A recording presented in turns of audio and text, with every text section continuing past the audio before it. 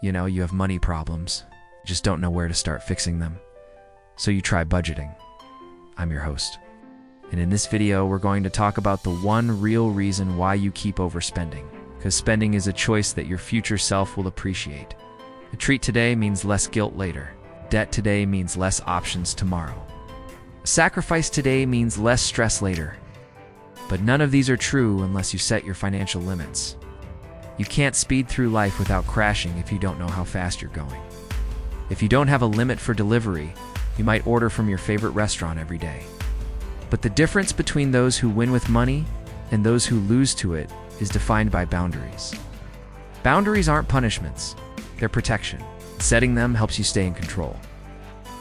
But if you set a monthly limit for it, you might choose to cook at home or get takeout from your go-to Tingy store. Step 1, know your income down to the last peso. Step 2, split it with intention. Allocate a portion for your needs, wants, and goals. Then put hard ceilings on high-risk areas like food, delivery, and impulse buys.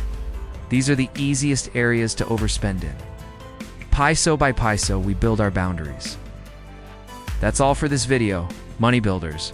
If you liked it, please give us a thumbs up and share it with a friend. Subscribe to our channel for more content like this. Follow us on social media for more updates. And visit our website for more resources. Remember, you can find all the money you need to fund your dreams. It starts with knowing where to look. Buy. So be sure to set limits that work for you in your financial situation.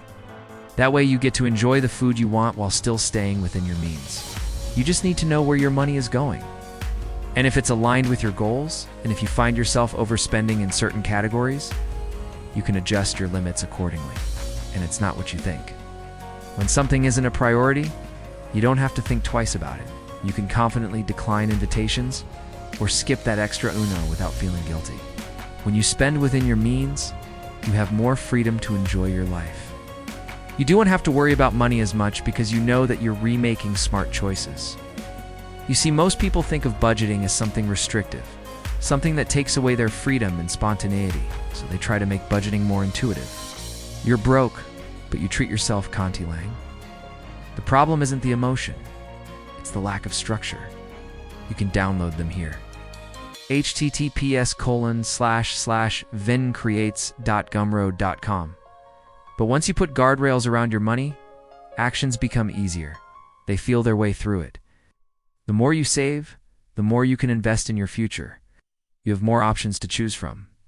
Instead of being stressed about money, you can be excited about it. You can start seeing it as a tool to build wealth, create the life you want. They think, okay, I'll go to the grocery store. I'll only buy what I need. I won't buy anything that's not a priority. But guess what? That moment never comes. It's because without limits, your money has no brakes. You use apps, you watch videos, you do all the right things. And yet somehow your budget always fails. You end up overspending every single month. And then you wonder, bakit ako marami akong utang? The honest answer isn't that you're lazy or you don't care. It's that you haven't drawn the line. Let me explain. Welcome to MoneyBuilt. Why? And look, I get it.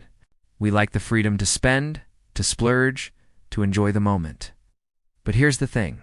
There's no such thing as a perfectly balanced life. There will always be trade-offs. You just have to decide where you want them to be. You want the freedom to spend on impulse now, or do you want the freedom to save for your dreams later? Because here's the thing. If you don't set the rule, your feelings will. So here's why emotional spending always wins without limits. You're tired, so you reward yourself. You're pressured, so you join the outing. For example, let's say you're hungry and you want to order food. Look, we all have emotions. We all have desires. So here's how to set your financial limits. Step 3, track your expenses, not for control, but for awareness.